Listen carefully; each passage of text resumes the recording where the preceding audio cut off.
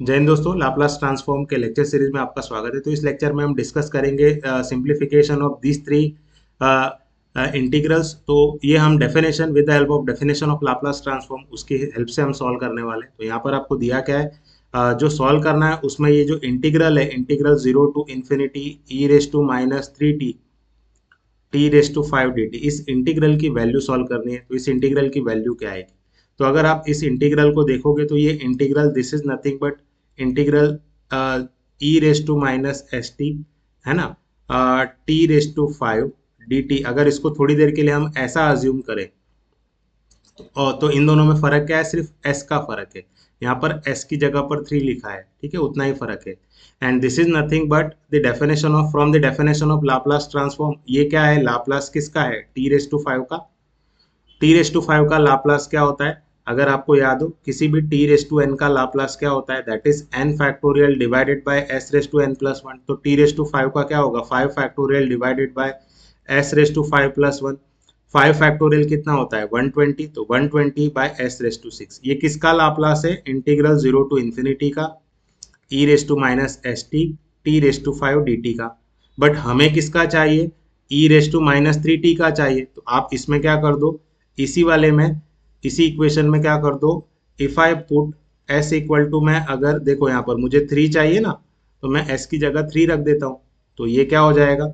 Integral 0 to ∞ e raise to, यहाँ पर S है तो मैं 3 लिख देता हूँ, तो minus 3t t raise to 5 dt equals to 120 divided by s raise to 6 है, तो ये क्या हो जाएगा? 3 रेस टू 6। तो 120 3 रेस टू 6 कितना होता है? That is 729। अगर आप इसको आई थिंक 3 से कैंसिल करो तो 3 4 आर 12, तो 40, 3 2 आर 6, 3 4 आर 12 एंड 3 3 आर 9। तो ये कितना होगा? 40 डिवाइडेड बाय 243। तो ये इसकी वैल्यू हो जाएगी। Similarly if you see the second one, यहाँ पर भी अगर आप सेम टास्क करोगे तो आपका एग्जाम्पल सॉल्व हो जाएगा। तो यहाँ पर आप क्या करो, इसको थोड़ी देर के लिए ऐसा अज्यूम कर लो, दैट इज इंटीग्रल, ये जो 0 to ∞ e raise to minus 2t, यहाँ पर क्या है? Sine cube t d t, इसकी वैल्यू निकालनी है हमें। आप उसकी जगह पर इसको थोड़ी देर के लिए एज्यूम कर लो, integral 0 to ∞ e raise to minus s t sine cube t d t. तो ये किसकी डेफिनेशन है? Laplace of sine cube t की डेफिनेशन है। तो Laplace of sine cube t की डेफिनेशन है। तो अगर आप Laplace of sine cube t निकाल लो तो हमारा काम हो जाएगा। अब मैं Laplace of sine cube t इसको नेक्स्ट स्लाइड में निकाल लेता हूँ, है ना। तो हमारा थोड़ा काम आसान हो जाएगा। अदरवाइज मैं यहाँ निकाल लेता हूँ ताकि एक ही स्लाइड में आपका काम हो जाए। हमें पता है साइन 3t का फॉर्मूला क्या है? That is 3 sine t minus 4 sine cube t. हमें साइन क्यूब टी चाहिए, तो साइन क्यूब टी क्या हो जाएगा? That is 3 sine t minus sine 3t divided by 4। तो अगर आप लाप्लास निकालोगे साइन क्यूब टी का, मैं 1/4 बाहर ले लेता हूँ, 3 times Laplace of sign t minus Laplace of sign 3t।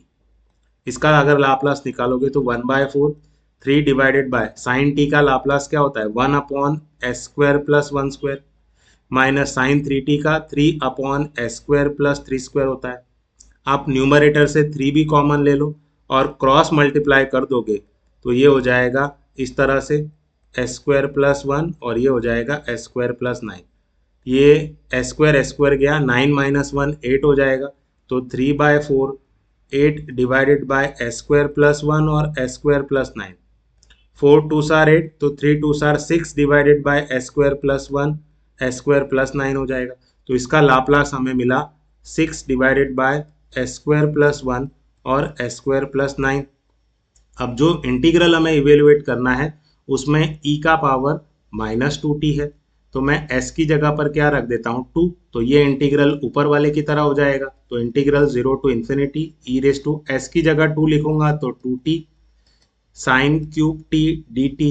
तो मुझे राइट साइड में भी s की जगह 2 लिखना पड़ेगा। तो यहाँ s² प्लस 1 है तो 2² प्लस 1, s² प्लस 9 है तो 2² प्लस 9। ये कितना हो जाएगा? 6 डिवाइडेड बाय 5 इंटू 13, तो 6/65, ये हमारा हो जाएगा आंसर। और ये किसकी वैल्यू है, ये हमारे इंटीग्रल की वैल्यू है, that is 6 divided bye 65।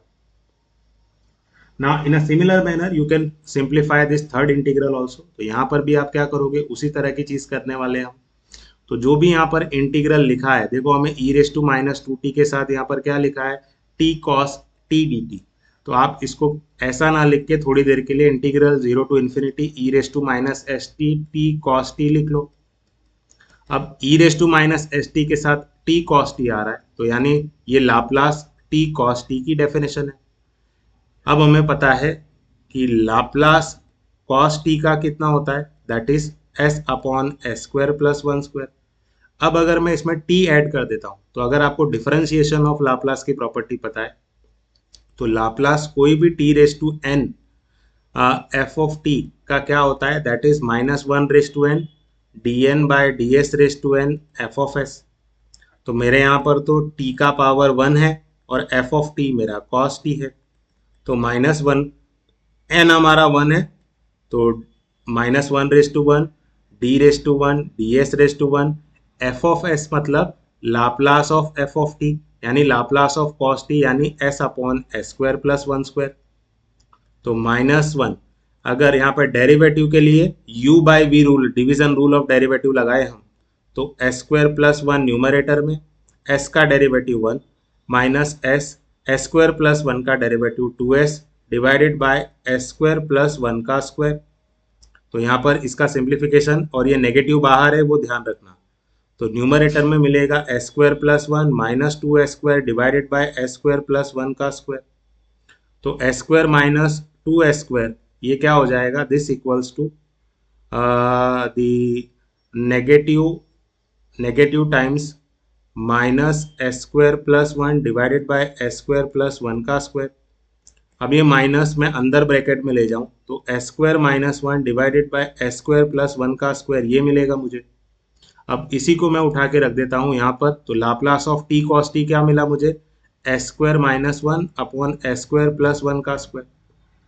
But हमें वैल्यू निकालनी किसकी है, e raise to minus 2t t cos t की। तो मैं यहाँ पर माइनस टी के साथ 2 है, तो मैं यहाँ पे क्या कर देता हूँ, s की जगह पर 2 रख देता हूँ। तो integral 0 to infinity e raise to minus s की जगह पर 2 रख देता हूँ, t cos t dt। तो मुझे राइट साइड में भी s की जगह 2 रखना पड़ेगा।